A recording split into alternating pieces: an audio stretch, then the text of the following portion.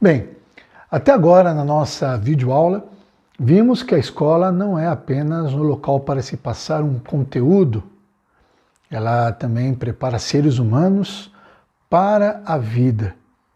Por mais que professor, coordenador, diretor, gestor escolar nos preocupamos em passar um conteúdo de qualidade, a escola não é apenas o local para se passar esse conteúdo cognitivo. A principal função da escola é a socialização. Mas aí vieram as aulas remotas. Lembram daquela ilustração da autoestrada, a highway, onde a faixa da esquerda se pode ter maior velocidade como sendo as prioridades, e depois tem as outras questões para se tratar e resolver na educação? As aulas remotas, elas vieram como um paliativo emergencial, não que serão substitutos das aulas presenciais. A tecnologia, ela não é uma substituta nesse sentido. Ela é uma metodologia. Assim como a aula presencial sempre será a prioridade, nesse momento, quando estávamos com os nossos alunos, tínhamos alguns recursos, tínhamos alguns métodos, e a tecnologia era um deles. A questão é que agora ela é o único meio para se passar o conteúdo. Lembrando, ela não veio como substituto, porém, ela veio para ficar. Utilizamos plataformas de sistemas de ensino, aplicativos como Zoom, WhatsApp, alguns locais, rede de televisão, em algumas cidades, rádio comunitária. Tudo isso para passar de uma forma emergencial e tentar sanar da melhor forma possível as gravidades que poderemos ter de não termos a educação nesse momento tão crítico. Mas será que somos pautados por lei para passar conteúdos desta maneira? Vamos analisar algumas delas. Primeiramente, como já é conhecimento de todos, a medida provisória do governo federal 934. Nessa medida, se isentou as escolas de cumprir os 200 dias do ano letivo, mas não isentou as 800 horas das cargas horárias deste ano letivo. Ficou determinado que cada estado cuidará dos seus procedimentos. Por exemplo, o estado de São Paulo já tem regulamentado o que pode ser contado como hora-aula. No estado do Rio de Janeiro, desde o decreto de 13 de março, antecipou-se 15 dias das férias do meio do ano e após o retorno às aulas, entre aspas, a Secretaria de Educação solicitou para as escolas privadas como seria o seu plano para essas aulas remotas. E vamos lembrar da LDB, a Lei de Diretrizes de Bases, que já existe há 15 anos. É a Constituição da Educação no Brasil. Ela diz, no seu artigo 32, parágrafo 4, que o ensino fundamental será presencial, sendo o ensino à distância utilizado como complementação na aprendizagem ou em situações emergenciais. E não nos resta dúvidas que esse é um momento emergencial. Então, estamos fazendo uma atividade que é previsível por lei. Então, logo de cara, já podemos sempre estar lembrando para fazermos boletins, registros de todas as atividades que estarão sendo feitas, não somente para prestar contas dessas horas, mas também para ajudar as famílias, os pais e os alunos a serem guiados pelas ações que estaremos tomando. E é claro que essa questão de aulas remotas, elas prejudicam muitíssimo a educação infantil e os nossos alunos especiais, que precisam de um cuidado, de uma atenção muito mais próxima. E as aulas remotas não proporcionarão tanto isso. Mas se é isso que temos agora, precisamos passar este ensino. E o que é o ensino? Uma definição boa é que ensino é a garantia do aprendizado do aluno. Gente, já não é fácil ensinar na sala de aula, quanto mais agora. Os educadores estão tendo que se reinventar. E por mais que vemos a mudança na tecnologia, visto que a inteligência artificial tem dominado muitos empregos no mercado de trabalho, mesmo nesse momento de isolamento social, o professor, por maiores que sejam as tecnologias, ainda é o papel, a peça fundamental nesse aprendizado. Quem faz e sempre fará a diferença no ensino e no aprendizado é o professor. E os pais, nesse período de quarentena, têm percebido que realmente ensinar não é para qualquer um. Os professores tendo que se reinventar num tempo de pandemia e, em muitos casos, aulas sendo dadas com a presença do pai ali ao lado do aluno, como que analisando, vigiando o trabalho do professor, tendo ainda mais essa pressão emocional em cima dele. Vamos passar daqui a pouco, então, algumas sugestões e dicas para a preparação dessas aulas online. Mas ao passarmos essas sugestões e dicas, e no momento em que você estiver gravando e preparando as suas videoaulas, sempre é bom recordarmos a verdadeira função da escola. Há uma frase de Antônio Novoa que diz: a convivência social da escola não pode ser substituída. A tecnologia ela veio para ficar na educação, principalmente nessa questão que se fala muito da educação 4.0, que é um ponto que eu falarei na última parte dessa videoaula. Mesmo fazendo uma aula remota, precisamos estar lembrando dessa questão da socialização e da conexão entre o professor e o aluno. Por mais que estejamos preocupados em como gravar, qual conteúdo passar, antes de passar esse conteúdo, entre em contato com o seu aluno, tente entender como é que está a sua situação, como que está a situação de sua família. Pergunte quais dificuldades estão passando. E mesmo depois que passar o conteúdo, por meio da aula remota, pergunte se está tendo uma dificuldade, não somente na questão do aprendizado, mas também na questão comportamental. Porque sabendo dessa informação, você irá adaptar a sua aula remota. Mas aí você poderá dizer, mas Sandro, isso será um atendimento individualizado? Nossa escola tem centenas de alunos? Como que fazíamos antes, então, da pandemia? Não tínhamos contato com todos os nossos alunos de uma forma individualizada? Ou tínhamos o costume de apenas tratar com os alunos que eram problemáticos? Aqueles que eram bonzinhos, não davam trabalho, a gente deixava fluir. É mais uma mudança que teremos que fazer, não somente agora, mas depois que a pandemia passar. Devemos deixar mais humanizada ainda a nossa educação, devido até mesmo às sequelas que esse período deixará em nossos alunos. E para você que é gestor, professor de escola privada, mais do que nunca isso é necessário.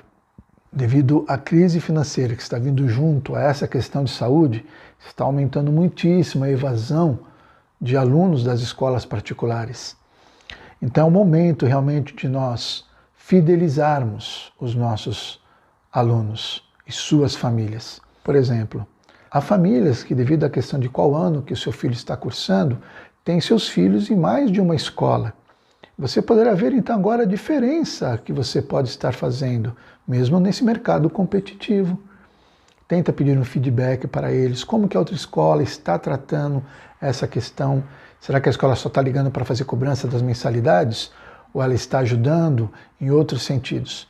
Por isso que eu comentei que a principal função nossa, segundo até a orientação da Unesco, são os problemas sociais e emocionais. Essa questão que devemos estar dando prioridade agora. A questão de conteúdo será uma coisa natural e poderemos ter melhor resultado se estivermos tratando primeiro dessa questão. Um bom tripé nesse período de aulas remotas é o tripé do planejamento, foco e disciplina. Vamos agora analisar algumas dicas nesse período de aulas remotas. Bem, na questão do planejamento é como se fosse chovendo molhado. Sabemos que uma boa aula é uma aula que foi bem planejada. Coloque o que é essencial. Defina os conteúdos mais importantes e foque nele. O que é fundamental e diga qual é o objetivo dessa aula. Nesse momento, menos é mais. O conteúdo tem que ser pouco, mas garantido. Pouco, mas que faça diferença. Pouco, mas importante. O professor geralmente é assim. Ele fala com seus alunos todos os dias. Mas eu até percebo quando eu dou uma palestra e tenho que chamar algum professor, alguma professora na frente para fazer alguma dinâmica, morrem de medo de falar em público. E também alguns possam estar tendo dificuldades em gravar as suas videoaulas.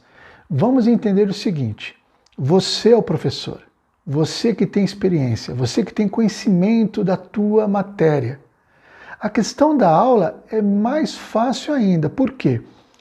Você pode errar, deletar, gravar de novo, se você tem algum aplicativo, até mesmo editar, assim como eu faço nas minhas gravações aqui. Mas se o foco tem que ser em você, que estará passando o conteúdo, tente escolher um ambiente tranquilo, sem barulho. Um ambiente que não tenha muitas coisas atrás. Por exemplo, aqui atrás, eu tirei o quadro, para não tirar a atenção. Às vezes a gente vê, por exemplo, jornalistas que estão fazendo agora suas participações dentro de casa, atrás dele uma estante cheia de livros. Às vezes ele está falando, eu fico olhando para ver qual livro que ele tem ali, né? Então tire o máximo de objeto possível da sua filmagem para não distrair o seu aluno, que já vai ter dentro de casa vários elementos que possam tirar a sua distração, terá também no vídeo que você estará passando para ele. A não ser que esses objetos possam ser úteis para a aula que você vai estar dando. Ou, por exemplo, que você, caso seja possível, porque agora as lojas estão fechadas, não tem como comprar, uma lousa para você poder estar interagindo e assim por diante. Na questão de claridade, se você estiver fazendo, por exemplo, a sua videoaula ao ar livre ou até mesmo de casa, tente ficar em direção da luz, não na frente dela. Por exemplo, às vezes você está assim e a lâmpada está aqui atrás. E aí vai criar, né, uma luz e vai fazer uma sombra em você. Isso também poderá tirar o foco na sua videoaula. E se você estiver ao ar livre, a mesma coisa com respeito ao sol. E nesse momento temos que usar a criatividade. E, por exemplo, como eu falei, se for para tirar atenção, que seja para tirar atenção com algo que vai acrescentar no aprendizado. Você pode muito bem ligar para os seus alunos de educação infantil na hora que você for estar almoçando, grave esse vídeo, mostra o seu prato, a sua comida saudável, canta a música do lanchinho e manda para eles.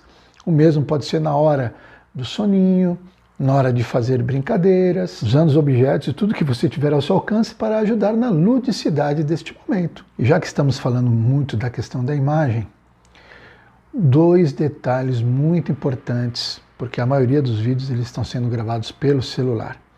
Bem, quais são esses detalhes? Muito bem, vamos lá.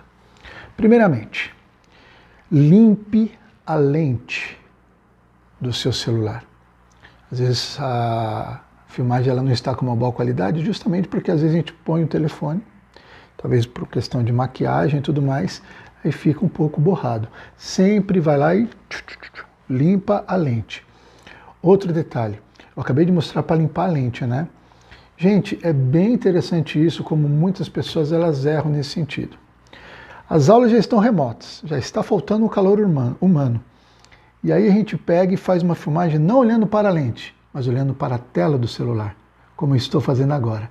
Agora eu estou olhando para a tela do celular. A gente tem um costume de olhar para a tela do celular e não para a lente do celular.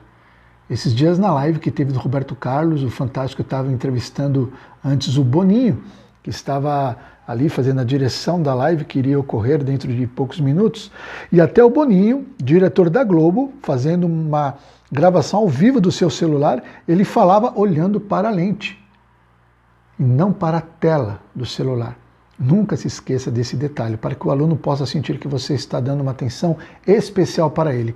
Isso também, gente, quando eu vou fazer uma ligação, por exemplo, em videochamada, pelo WhatsApp. A gente pode querer estar olhando para o aluno, então a gente fica falando assim, ó, e o aluno conversando com você e você não está olhando para ele. Agora, dessa forma, sim. O outro detalhe que o William Bonner nos ensinou o Brasil todo quando teve aquela campanha O Brasil que Queremos, né, de gravar na horizontal. Fica melhor para colocarmos nas plataformas. Muitos estão colocando às vezes no YouTube, então fica melhor se for na horizontal. E nesse momento é muito importante você não se comparar com os outros. Aí você vai ver que seu amigo está fazendo umas gravações melhores do que a sua. Gosto muito de lembrar de uma frase do Ayrton Senna. Quando penso que cheguei ao meu limite, descubro que tenho forças para ir além. Ou seja, supere os seus limites. Quando nos comparamos com outra pessoa, nunca dá certo, nunca é positivo. Porque, por exemplo, se você se compara com o seu amigo, sua amiga que está gravando melhor do que você não vai se sentir bem. E se você, ao comparar-se, percebe que você está fazendo melhor, você ficará snob. Então, comparação nunca é bom nesse momento. Tente sempre superar os seus próprios limites. Errou? Faz de novo. Errou? Faz de novo e vai aprimorando a sua habilidade em algo que é novo para todos nós.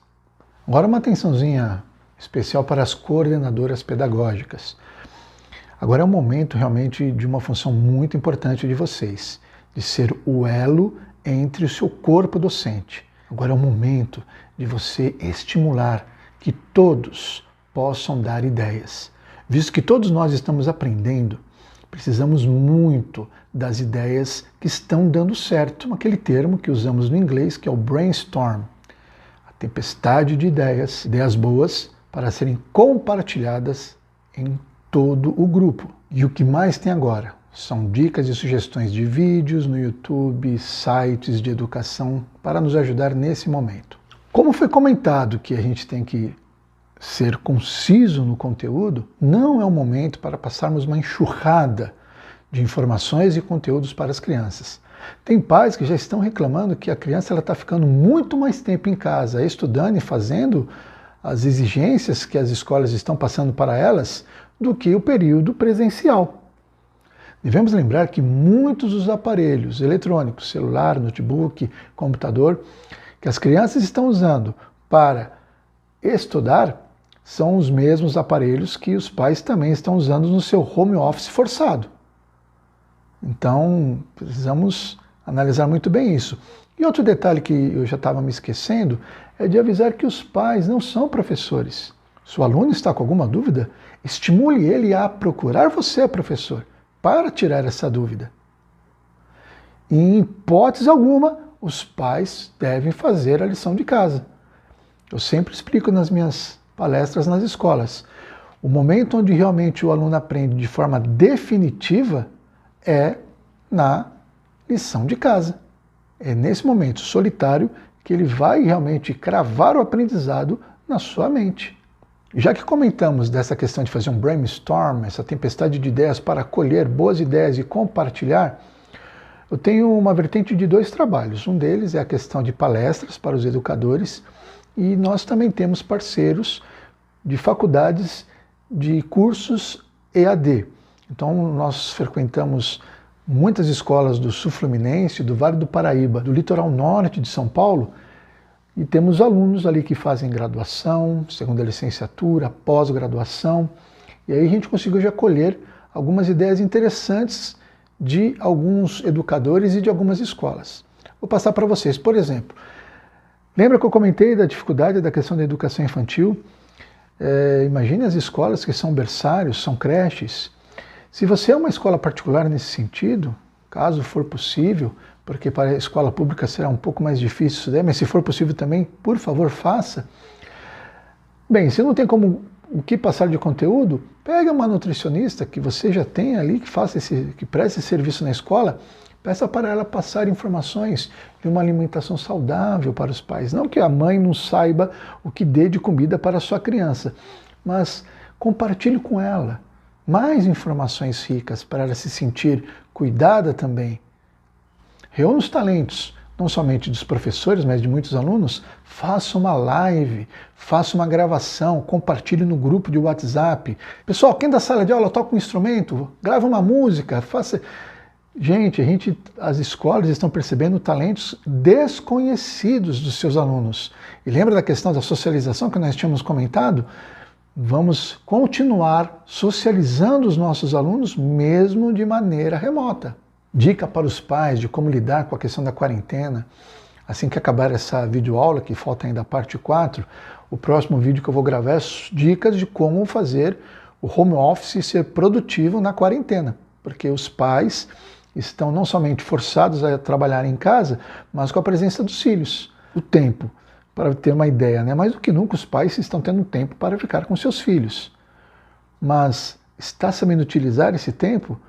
Porque, por exemplo, na questão de trabalho, antigamente ele podia tirar um tempo para se locomover de casa até o trabalho. Mas dentro de casa parece que brota, né? Louça na pia, brota roupa na máquina de lavar. Então o pai tem que parar, a mãe tem que parar para limpar a casa, para fazer a comida, para lavar a louça que ficou. Como lidar com essas situações? Dê sugestões, dê dicas para eles nesse sentido também. Reúna grupos para entretenimento, como jogos.